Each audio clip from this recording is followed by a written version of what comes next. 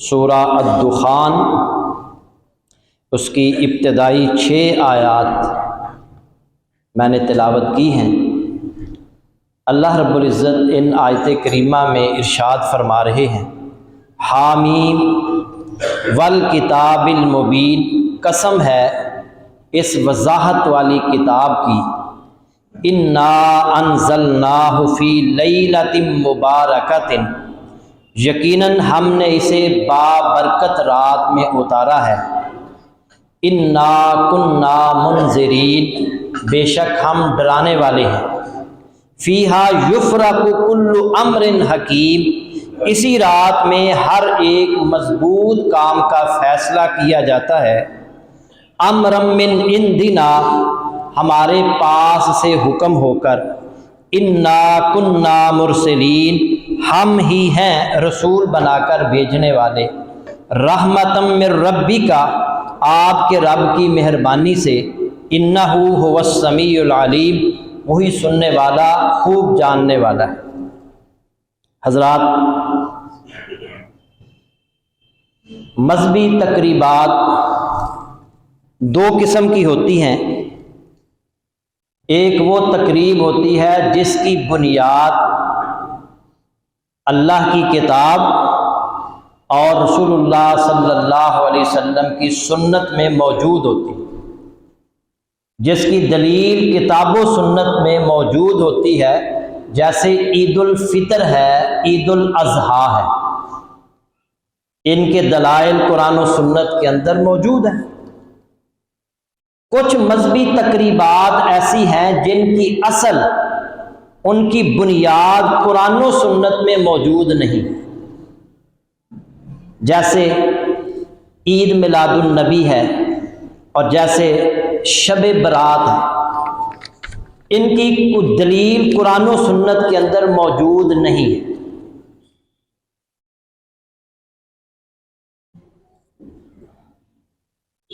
بہت ساری روایات پیش کی جاتی ہیں، جیسا کہ آج بھی تمام اخبارات میں جمعے کا جو ایڈیشن ہے اس میں شب برات کی اہمیت، اس کی فضیلت پر بہت سارے مضامین آئے۔ ضروری نہیں ہے کہ جو روایات ملتی ہوں وہ مستند بھی ہوں، صحیح بھی ہوں۔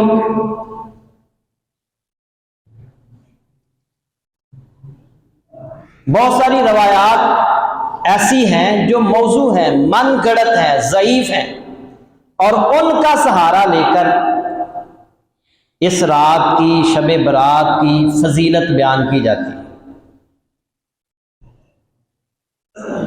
ہماری ذمہ داری ہے کہ لوگوں کے سامنے اصل دین رکھا جائے۔ اصل دین وہ ہے جو قرآن میں ہے یا اللہ کے نبی کے فرمان کے اندر۔ صحیح احادیث، اسی لیے تو محدثین نے نا محنت کر کے ہمارے سامنے صحیح احادیث بھی رکھ دی ہیں، تحقیق کر کے کہ یہ صحیح احادیث ہیں، یہ احادیث حسن درجے کی ہیں، یہ ضعیف روایات ہیں، یہ موضوع من گڑت روایات ہیں۔ ہر چیز کھول کر محدثین نے ہمارے سامنے رکھ دی، تو ہم نے جس کی بنیاد قرآن و سنت کے اندر موجود ہے اس کے مطابق ہم نے چلنا ہے، اور جس کی بنیاد اصل قرآن و سنت میں موجود نہیں ہے وہ ایک بدعت ہے۔ اور ہر جمعے میں آپ کے سامنے یہ رکھا جاتا ہے اللہ کے نبی صلی اللہ علیہ وسلم کا فرمان، کل بدعت ضلالہ وکل ضلالۃ فی النار، ہر بدعت گمراہی ہے اور ہر گمراہی جہنم کی آگ میں لے جانے والی۔ بدعت کیا ہوتی ہے؟ دین میں نئی چیز۔ بعض لوگ نا کہتے ہیں یہ موبائل بھی تو بدعت ہے، یہ بھی نئی چیز ہے، یہ گھڑی بھی تو بدعت ہے، یہ پنکھے بھی تو بدعت ہے، یہ اے سی بھی بدعت ہے۔ او بھائی، یہ بدعت نہیں ہے۔ بدعت کہتے ہیں دین میں نئی چیز، یہ دین نہیں ہے۔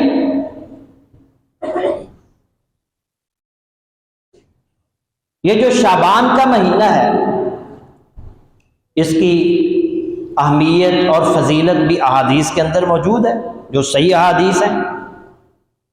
یہ جو شعبان ہے یہ ہجری سال کا 8واں مہینہ ہے، اور شعبان کا معنی ہوتا ہے بکھرنا، پھیلنا۔ حافظ ابن حجر اسقلانی رحمۃ اللہ علیہ نے فتح الباری میں شعبان کی وجہ تسمیہ بیان کی ہے۔ وہ کہتے ہیں اس کا معنی ہوتا ہے بکھرنا، پھیلنا۔ یہ اس وجہ سے اس مہینے کا نام پڑا کہ اس مہینے میں عرب کے لوگ پانی کی تلاش میں بکھر جاتے تھے، پھیل جاتے تھے۔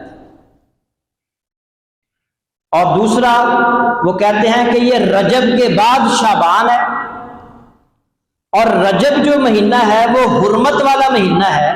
اس مہینے میں جنگ و جدال، لڑائی منع ہوتی تھی، لوگ لڑائی نہیں کرتے تھے۔ تو رجب کے بعد یہ شعبان جب مہینہ آتا تو وہ جنگ و جدال کے لیے، لڑائیوں کے لیے پھیل جاتے تھے، بکھر جاتے تھے۔ اس وجہ سے اس کا نام شعبان ہے۔ اس مہینے کے اندر اللہ کے نبی صلی اللہ علیہ وسلم کثرت سے روزے رکھتے تھے۔ سیدہ عائشہ رضی اللہ تعالی عنہا بیان کرتی ہیں،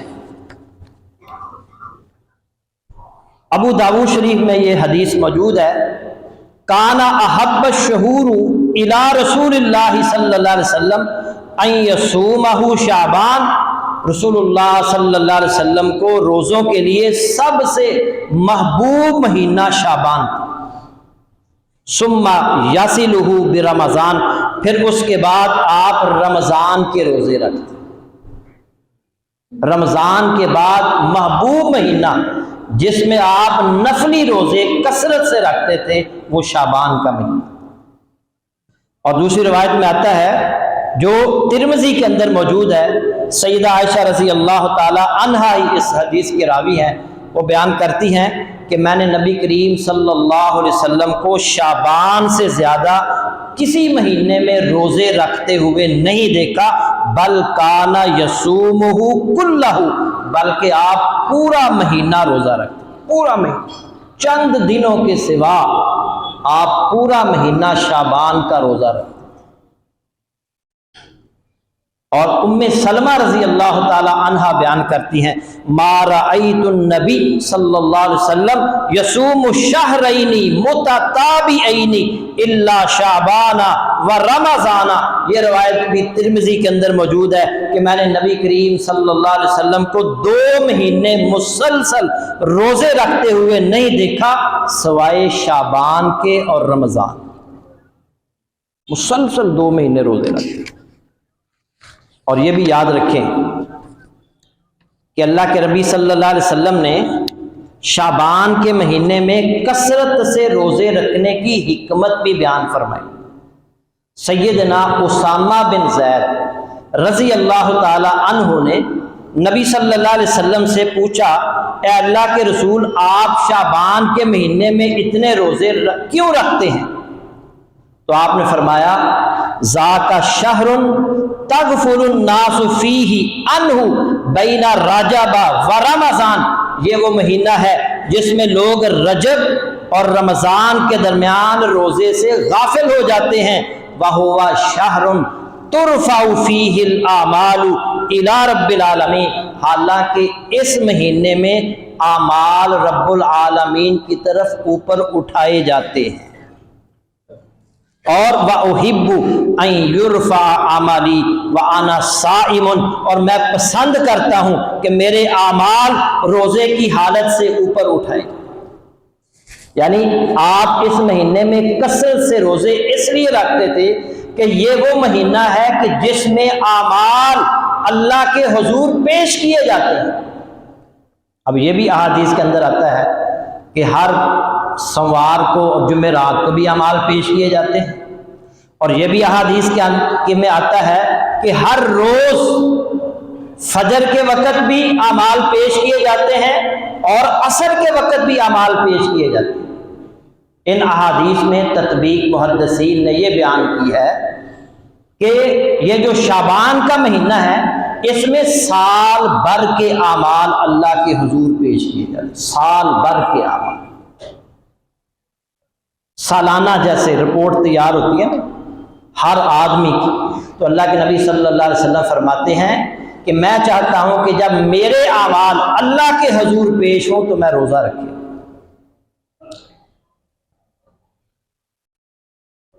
اور اللہ کے نبی صلی اللہ علیہ وسلم نے 15 شعبان کے بعد روزہ رکھنے سے منع بھی کیا ہے۔ 15 شعبان کے بعد اس لیے منع کیا ہے کہ کہیں ایسا نہ ہو کہ بندہ نفلی روزے رکھتے رکھتے فرضی روزوں جب روزے آئیں تو وہ کمزور ہو جائے، اس لیے 15 شعبان کے بعد اللہ کے نبی صلی اللہ علیہ وسلم نے روزہ رکھنے سے منع کر دیا۔ ہاں وہ شخص روزہ رکھ سکتا ہے جس کی روٹین ہے کہ ہر پورا سال سوار کا روزہ رکھتا ہے، جمعرات کا روزہ رکھتا ہے، وہ 15 شعبان کے بعد بھی روزہ رکھ سکتا ہے، ہر سوار کا اور جمعرات کا۔ اور اسی طرح وہ شخص بھی روزے رکھ سکتا ہے جو پورا سال داودی روزے رکھتا ہے۔ داودی روزے کیا ہے؟ ایک دن روزہ ایک دن چھوڑنا، ایک دن روزہ ایک دن افطار۔ یہ داود علیہ السلام اس طرح روزے رکھتے ہیں، تو اس طرح پورا سال جو روزے رکھتا ہے وہ بھی رکھ سکتا ہے۔ اس کے علاوہ جس نے پورا سال نفلی روزے نہیں رکھے وہ 15 شعبان کے بعد بھی نفلی روزے نہ رکھے۔ اور اسی طرح ہمارے یہاں یہ بھی ایک سلسلہ ہے کہ لوگ استقبال رمضان کا روزہ بھی رکھتے ہیں۔ رمضان کا استقبال کرنے کے لیے ایک دن پہلے کا یا 2 دن پہلے کا روزہ رکھتے ہیں۔ اللہ کے نبی صلی اللہ علیہ وسلم نے اس سے بھی منع فرمایا ہے۔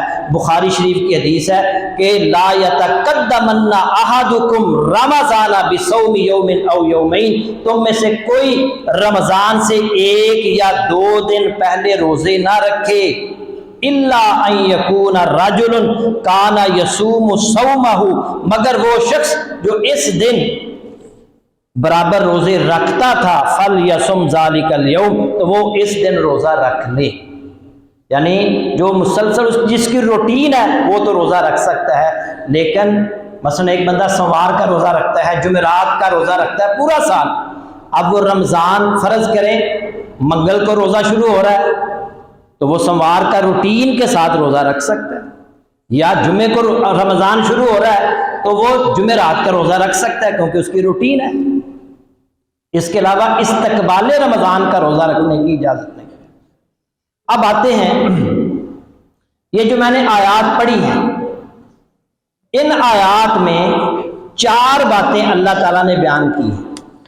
وہ 4 باتیں یہ ہیں کہ یہ رات جو ہے اس رات میں قرآن نازل کیا گیا، پہلی بات۔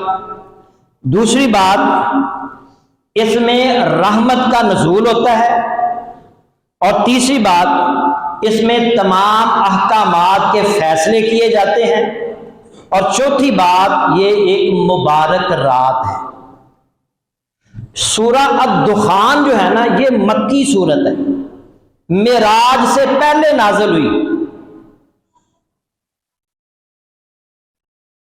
اور اس وقت تو یہ کہا جا سکتا تھا کہ پتہ نہیں وہ کون سی رات ہے، کس مہینے کی رات ہے کہ جس میں اللہ رب العزت نے قرآن کو نازل کیا۔ پھر 2 ہجری میں اللہ رب العزت نے روزے فرض کیے، اور اس میں اللہ نے واضح کر دیا کہ شہر رمضان الذی انزل فیہ القرآن، رمضان کا مہینہ وہ مہینہ ہے جس میں اللہ نے قرآن نازل کیا۔ رمضان کے مہینے میں قرآن نازل کیا گیا، تو وہ جس مہینے میں قرآن نازل کیا گیا، جس رات میں قرآن نازل کیا گیا وہ بابرکت رات ہے۔ سورہ قدر میں بھی اللہ نے فرمایا انا انزلناہ فی لیلۃ القدر وما ادراک ما لیلۃ القدر لیلۃ القدر خیر من الف شہر تنزل الملائکۃ والروح فیہا باذن ربہم من کل امر سلام ہی حتی مطلع الفجر۔ لیلۃ القدر کے بارے میں بھی اللہ نے فرمایا کہ یہ رحمتوں والی رات ہے، برکتوں والی رات ہے، اس رات میں فرشتوں کا نزول ہوتا ہے، یہ فجر تک، طلوع فجر تک سلامتی والی رات ہے، اور اس رات میں فرشتوں کا نزول بھی ہوتا ہے، جبریل بھی آتے ہیں، اور اس رات میں بھی اہم فیصلے ہوتے ہیں۔ وہ رات قرآن کی صحیح نص کے مطابق وہ رمضان المبارک کے مہینے کے اندر ہے، اور اللہ کے نبی صلی اللہ علیہ وسلم نے فرمایا اس رات کو رمضان کے آخری عشرے کی طاق راتوں میں تلاش کرو۔ ہمارے یہاں جو لوگ شب برات کے حوالے سے جو قرآنی آیات پیش کرتے ہیں، یہی سورہ الدخان کی آیات پیش کرتے ہیں، جس سے قرآنی نص سے ثابت ہے کہ یہ آیات کا تعلق قرآن کے نازل ہونے کے ساتھ ہے، اور یہ لیلۃ مبارکہ وہی رات ہے جس کو لیلۃ القدر بھی کہا گیا ہے، اور رمضان المبارک کی ایک رات۔ اب اس حوالے سے شب برات کے حوالے سے جو روایات پیش کی جاتی ہیں، یاد رکھیں جتنی بھی روایات پیش کی جاتی ہیں ان کی کوئی اصل نہیں ہے، کوئی بنیاد نہیں ہے۔ اکثر احادیث یا موضوع ہیں یا ضعیف ہیں۔ موضوع کہتے ہیں من گھڑت، جسے خود گھڑا گیا۔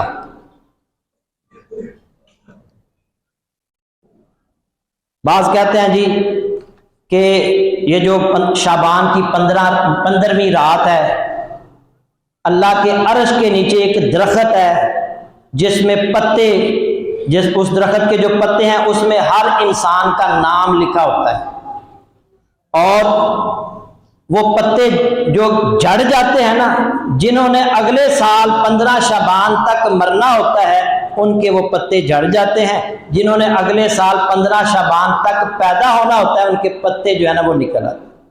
یہ اس کی کوئی بنیاد نہیں ہے، کوئی ایسی روایت قرآن و حدیث کے اندر موجود نہیں۔ پاکستان کے اندر جس طرح ہر چیز کے اندر ملاوٹ ہے، اسی طرح دین کے اندر بھی ملاوٹ کر دی گئی۔ اسی طرح بعض لوگ یہ ایک روایت پیش کرتے ہیں جو ترمذی اور ابن ماجہ کے اندر موجود ہے، اور امام ترمذی اور امام ابن ماجہ نے اس روایت کو نقل کرنے کے بعد ساتھ یہ بھی لکھ دیا ہے کہ یہ ضعیف روایت ہے، کہ اللہ کے نبی صلی اللہ علیہ وسلم نے اس رات کے بارے میں فرمایا کہ بے شک اللہ تعالیٰ شعبان کی 15ویں رات کو آسمان دنیا پر آتا ہے، اور پھر فَيَغْفِرُ لِأَكْثَرَ مِنْ شَعْرِ غَنَمِ قَلْبٍ، پھر اتنے لوگوں کی مغفرت کرتا ہے جتنے بنو قلب کی بکریوں کے بال ہیں۔ اور اس حدیث کو روایت کرنے کے بعد خود امام ترمذی کہتے ہیں یہ ضعیف روایت ہے، جو قابل حجت نہیں ہے۔ ہمارے لیے قابل حجت وہ حدیث ہے جو اللہ کے نبی صلی اللہ علیہ وسلم تک پہنچ رہی ہے، جو بات اللہ کے نبی صلی اللہ علیہ وسلم تک نہیں پہنچتی وہ بات ہمارے لیے قابل حجت نہیں ہے۔ دین وہی ہے جو قرآن کے اندر ہے، جو اللہ کے نبی صلی اللہ علیہ وسلم کے صحیح فرمان کے اندر ہے۔ اسی طرح یہ بھی ایک روایت پیش کی جاتی ہے کہ جب شعبان کی 15ویں رات آئے تو تم اس میں قیام کرو، اگلے دن کا روزہ رکھو، کیونکہ اس رات کی شام اللہ تعالیٰ آسمان دنیا پر آتا ہے اور کہتا ہے کوئی مغفرت طلب کرنے والا ہے میں اس کو معاف کر دوں، کوئی رزق طلب کرنے والا ہے میں اس کو رزق دوں، کوئی بیمار ہے میں اس کو عافیت دوں، کوئی سوال کرنے والا ہے میں اس کا سوال پورا کروں، یہاں تک کہ فجر طلوع ہو جائے۔ علامہ البانی رحمۃ اللہ علیہ نے اس روایت کو بھی اپنی کتاب کے اندر ضعیف روایات جو ان کی کتاب ہے اس کے اندر اس کو شامل کیا۔ یہ بھی ضعیف روایت جو قابل حجت نہیں ہے۔ ہاں جو صحیح حدیث ہے وہ یہ ہے کہ اللہ تعالیٰ ہر رات تہجد کے وقت آسمان دنیا پر نزول فرماتا ہے اور کہتا ہے اور کس کو معافی چاہیے آ کر مجھ سے معافی مانگ لو، جس کو رزق چاہیے آ کر مجھ سے رزق طلب کر لو، اور جو بھی تم مانگو گے میں دینے کے لیے تمہارے بالکل قریب آ چکا ہوں۔ یہ صحیح روایت ہے۔ تو یہ ہر رات کے بارے میں، ہر رات اللہ تعالیٰ آسمان دنیا پر نزول فرماتا ہے۔ اچھا، 15ویں شعبان کو بعض لوگ ایک نماز پڑھتے ہیں، 100 رکعت پڑھتے ہیں، جس کو صلاۃ الخیر بھی کہتے ہیں، صلاۃ الالفیہ بھی کہتے ہیں، اس لیے کہ وہ کہتے ہیں جی اس کی ہر رکعت کے اندر 10 بار سورہ اخلاص پڑھنی، اور 100 رکعتوں میں ہر رکعت میں اگر 10 بار سورہ اخلاص پڑھیں گے تو یہ 1000 بار سورہ اخلاص ہو جائے گی۔ اسے ہزاری نماز بھی کہتے ہیں۔ اس کے بارے میں امام نووی رحمۃ اللہ علیہ فرماتے ہیں کہ یہ ایک نماز 100 رکعتوں پر مشتمل جو پڑھی جاتی ہے یہ بدترین بدعت ہے، یہ خود لوگوں نے گڑی ہوئی ہے، اللہ کے نبی صلی اللہ علیہ وسلم سے اس طرح کی نماز ثابت نہیں۔ اسی طرح لوگ اس رات کو قبرستان کی بھی زیارت کرتے ہیں، قبروں کی زیارت کرتے ہیں اور وہاں لپائی کرتے ہیں، اجتماعی شکل میں قبرستان جاتے ہیں۔ قبرستان جانا چاہیے، مگر اس کے لیے دن مخصوص کرنا یہ اللہ کے نبی صلی اللہ علیہ وسلم سے ثابت نہیں۔ قبرستان جائیں، روز جائیں، آپ ہفتے بعد جائیں، لیکن 15 شعبان کو جانا اور قبروں کی لپائی کرنا، قبروں میں مٹی ڈالنا، یہ بھی اللہ کے نبی صلی اللہ علیہ وسلم سے ثابت نہیں۔ مردے کو دفن کرنے کے بعد اس کی قبر پر بار بار جا کر مٹی ڈالنا، یہ محرم کے اندر بھی لوگ ڈالتے ہیں، شعبان کی 15 تاریخ کو بھی ڈالتے ہیں، یہ اللہ کے نبی صلی اللہ علیہ وسلم سے ثابت نہیں ہے۔ ان کے لیے دعائیں کریں۔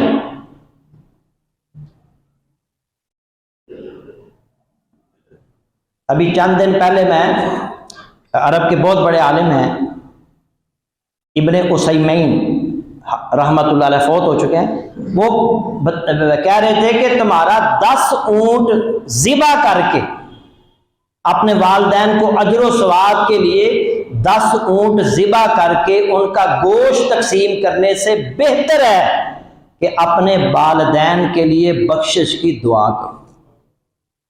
والدین کے حق میں بخشش کی دعا کرنا 10 اونٹ ذبح کر کے ان کا گوشت تقسیم کرنے سے بہتر۔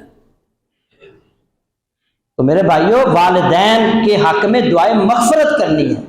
لوگ وہاں جا کر قرآن پڑھتے ہیں جو اللہ کے نبی صلی اللہ علیہ وسلم سے ثابت نہیں ہے۔ اسی طرح اب تو تھوڑی سی کمی آ گئی ہے، آتش بازی بھی ہوتی تھی، لوگ پٹاخے چلاتے تھے 15 شعبان کو، چراغاں کرتے، چراغاں آج بھی ہوتا ہے، چراغاں کرتے ہیں، مسجدوں تک کو چراغاں کیا جاتا ہے، روشن کیا جاتا ہے۔ اور یہ بھی یاد رکھیں، ہارون الرشید کے دور کے اندر ایک شخص تھا یحییٰ، جو اپنے آپ کو مسلمان ظاہر کرتا تھا، وہ آتش پرست تھا اور اس نے اسلام کا لبادہ اوڑھ رکھا تھا۔ وہ آگ کی محبت میں اس نے یہ مساجد میں چراغاں کرنا شروع کیا 163 ہجری میں، اور اس کو اسلام کا نام دیا۔ تو میرے بھائیوں، یہ بھی بدعت ہے، اس کا اسلام کے ساتھ کوئی تعلق نہیں ہے، چراغاں کرنے کی ضرورت نہیں ہے۔ اور آتش بازی یہ تو ویسے ہی فضول خرچی ہے، وَلَا تُبَذِّرْ تَبْذِيرًا إِنَّ الْمُبَذِّرِينَ كَانُوا إِخْوَانَ الشَّيَاطِينَ۔ فضول خرچی نہ کرو، فضول خرچی کرنے والے شیطانوں کے بھائی ہیں۔ وَكَانَ الشَّيْطَانُ لِرَبِّهِ كَفُورًا، اور شیطان ہے ہی اپنے رب کا ناشکرا۔ شیطان کی پیروی میں ہم فضول اور بے مقصد کاموں کے اندر روپیہ پیسہ برباد کر دیتے ہیں، اور جہاں ضرورت ہوتی ہے وہاں خرچ نہیں کرتے۔ اسی طرح لوگ اس رات میں حلوے مانڈے بھی پکاتے ہیں، کھیریں پکاتے ہیں، کہتے ہیں جی اللہ کے نبی صلی اللہ علیہ وسلم کا دانت مبارک احد میں شہید ہوا تو آپ نے حلوہ کھایا۔ لوگوں کو یہ پتہ نہیں ہے کہ یہ اللہ کے نبی صلی اللہ علیہ وسلم کے سامنے والے 2 دانت شہید ہوئے تھے، تو بندہ کھاتا کس سے ہے؟ وہ سامنے والے دانتوں سے کھاتا ہے یا داڑھوں سے کھاتا ہے؟ داڑھوں سے کھاتا ہے نا جی۔ تو اللہ کے نبی صلی اللہ علیہ وسلم جب بندے کے دانت ٹوٹ جائیں تو ایک دن کھاتا ہے یا 2-4 دن؟ ڈاکٹر کہتا ہے نرم غذا کھانی ہے، وہ 2-4 دن کھاتا ہے نا جی۔ تو کہتا ہے یہ ایک دن اللہ کے نبی نے حلوہ کھایا تھا۔ اور ویسے بھی یاد رکھیں، احد کی جو لڑائی تھی یہ شوال میں ہوئی تھی، اور یہ کون سا مہینہ ہے؟ شعبان، اس کا کوئی تعلق ہی نہیں بنتا۔ اور آپ حلوے کھائیں، ہم نہیں روکتے، حلوے کھائیں، لیکن اس خاص دن میں پکا کر تقسیم کرنا اور یہ نیت رکھنا کہ اللہ کے نبی صلی اللہ علیہ وسلم نے 15 شعبان کو حلوہ پکایا اور کھایا، یہ ثابت نہیں۔ کام وہ کرنا چاہیے جو اللہ کے نبی نے کیا ہے، جو اللہ کے نبی صلی اللہ علیہ وسلم سے ثابت ہے۔ اور ہمارے بھی لوگ جو ہے نا وہ حلوے کھانا شروع کر دیتے ہیں، بھائی اس مخصوص جو دن ہے، مخصوص جو ایام ہے، ان دنوں میں کوئی پکا کر آپ کے گھر بھیجتا ہے تو آپ بتائیں کہ یہ اللہ کے نبی سے ثابت نہیں ہے، یہ بدعت ہے اور ہم یہ چیز نہیں کھا سکتے۔ ہاں اس شعبان کا یہ مہینہ ہے نا، یہ رمضان کی تیاری کے لیے، آگے رمضان آ رہا ہے، اس کی تیاری آج سے شروع کر دیں۔ کیا تیاری؟ خواتین جو ہیں وہ رمضان کے اندر اکثر خواتین اور مرد جو ہے نا وہ بازاروں کے چکر ہی لگاتے رہتے ہیں، عید کی شاپنگ، تو عید کی شاپنگ شعبان میں مکمل کر لیں، اپنے بچوں کے، اپنے گھر والوں سب کے سوٹ بنا لیں عید کو پہننے کے لیے، رمضان میں پہننے کے لیے۔ اب خریداری پوری کی پوری رمضان میں جو آپ نے جو ہے نا وہ خریداری کرنی ہے، اور شعبان کے اندر آپ اس کی پوری تیاری کر لیں، تاکہ رمضان میں آپ کے پاس وقت ہو اللہ کی عبادت کرنے کا، دعائیں کرنے کا، اپنے گناہوں کی معافی مانگنے کا، اور قرآن سے جڑنے کا، قرآن سے تعلق بنانے کا۔ رمضان وہ مہینہ ہے کہ جس میں اللہ نے قرآن نازل کیا، اور محدثین ائمہ رمضان کے مہینے میں ان کے بارے میں آتا ہے کہ وہ احادیث بھی ایک طرف رکھ دیتے تھے کہ اس مہینے میں حدیثیں بھی نہیں پڑھنی، اس مہینے میں صرف قرآن پڑھنا۔ تو میرے بھائیوں ابھی سے تیاری شروع کر دیں، رمضان کی جو بھی خریداری کرنی ہے اس کو مکمل کر لیں، اور یکم رمضان سے 30 رمضان تک اللہ سے خوب کی عبادت کریں، قرآن کی خوب تلاوت کریں، اللہ سے دعائیں کریں، اللہ سے معافی مانگیں، اخلاص کے ساتھ اپنے مسلمان بھائیوں کے ساتھ تعاون کریں، ان کی مدد کریں، تاکہ اللہ رب العزت ہمارے پچھلے سارے گناہوں کو معاف کرے۔ وآخر دعوانا الحمدللہ رب العالمین۔